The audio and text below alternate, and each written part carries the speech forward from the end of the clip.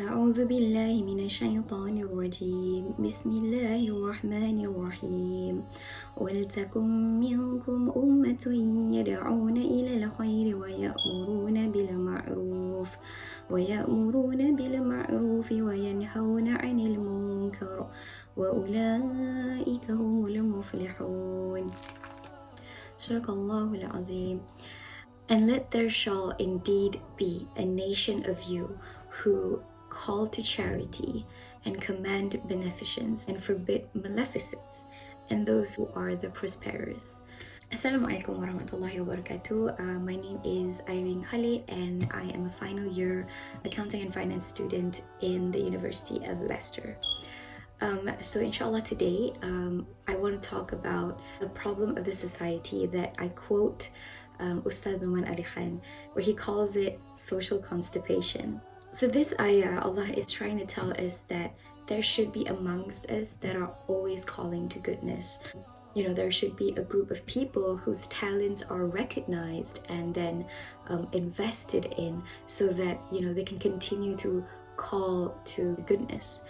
And the word Amr itself, it has different levels of calling people to goodness. For example, is Amr itself is, you know, when it says different levels, it means, you know, it's suggesting, it's advising, it's convincing, you encouraging, you're commending people to do good. But then, like, all these different levels of asking people to do goodness, like what's the difference? So the difference would be very situational. You know, you don't go commanding everyone to be doing goodness. There are some people that you have to treat them with respect, some people that you have to encourage them instead of commanding them, you know. This is very, very situational. This tells us that you don't simply take your haram gun and shoot haram, haram, haram to like other people. You know, you don't impose that, oh, Islam is everything that's haram, you know, like, oh, this is haram, that is haram, don't do this, don't do that. This is what I mean by social constipation. Like, we have this problem in our society, you know, we're too focused and we're too obsessed with what's haram and what's halal, when we should be focusing on ourselves. You know, on the other extreme, you have people who judge other people to the point that they forgot to judge themselves. So it's very important that we try and make sure that when we're trying to call people to goodness, you know, it's not about being judgmental on other people. Like, you know, like, stop. I think we should stop just saying that's haram, this is right, this is halal, that's how you should do it, this is how you should do it, you know. But instead, focus on the bigger picture. Focus on our first job, which is to instill an awareness of Allah in their lives. And this can be done so subtly. What better way for us to do that but from and by the words of Allah Himself, the Quran, and the Sunnah of the Prophet ﷺ, right? Basically, we do have people that talks about the religion in a very harsh manner, you know, that they seem to represent the religion, but actually, when you explore further, they only represent their own biasness. And this is dangerous to the society. And I'll give you an example about taking something out of context. So there was a brother that picked up the Riyadh al-Salihin, the Kitab, and he just started reciting the chapter. This chapter, he was just saying, a companion told his son to divorce his wife, and so his son divorced his wife. Jazakumullah khairan, wassalamu alaikum warahmatullahi wabarakatuh. And that was it. You know, literally just taking things out of context, just reading that particular text without telling other people, you know, what's the story behind it, what's the context of that chapter.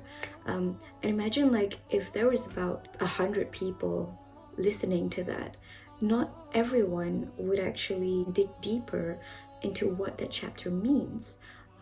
Some people would, but then you would have some people who would actually take that just as it is. And the problem with that is, what does that mean? It means that if my dad tells me to divorce my husband, then yeah, I should do it. You know, I should just do it because my dad told me so.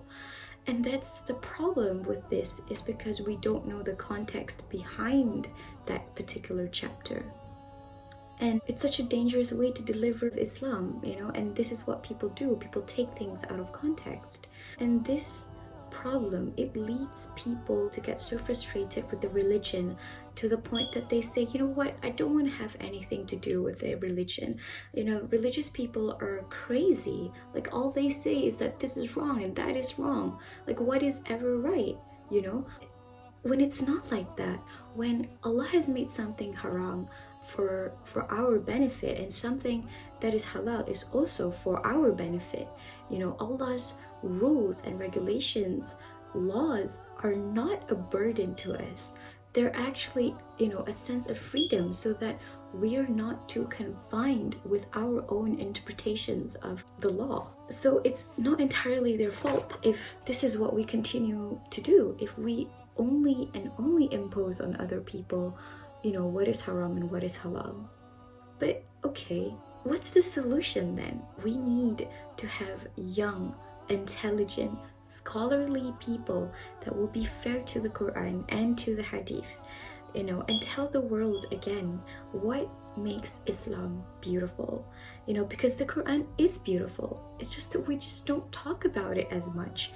And why don't we share the beauty of the Quran? Because we're too obsessed with what's haram and what's halal. So instead of talking about, hukum, talking about, what's haram and what's halal, judging other people, doing something that's not even our job, that's Allah's job. Like, He is the one who has the authority to judge other people, not as human beings. We should be talking about the Quran. We should be talking about what makes the book of Allah beautiful, what makes the character of the Prophet ﷺ incredible. These are the things that we should be talking about. We should be talking about heaven and not just focus on hell, because even in the Quran, whenever Allah talks about hell, Allah balances it with heaven. There's so many ayahs in the Quran where Allah says, Allah is most merciful, Allah is most forgiving. We're such a pessimist society that we forgot to focus on the good and the beautiful attributes of Allah. And so, we need to revive what's beautiful about Islam, because once we revive that, it changes attitude. And you cannot deny that the most important thing in our religion is attitude. When your attitude is right, everything falls into place. So the appeal for young people is to give the book a chance, to give Quran a chance, to give it the opportunity to prove to you that Islam is such a beautiful religion. Just because there are people out there who has misused the words of Allah doesn't mean you should put the blame on the book. The book is a divine revelation. Why are we putting the blame on the book when people are the ones that are misusing it? So let's take it easy. The Sahabas were the best of generations. These were the people of Sami'na wa ata'na. They've put their lives down for Islam. But how long till the hijab commandment came down?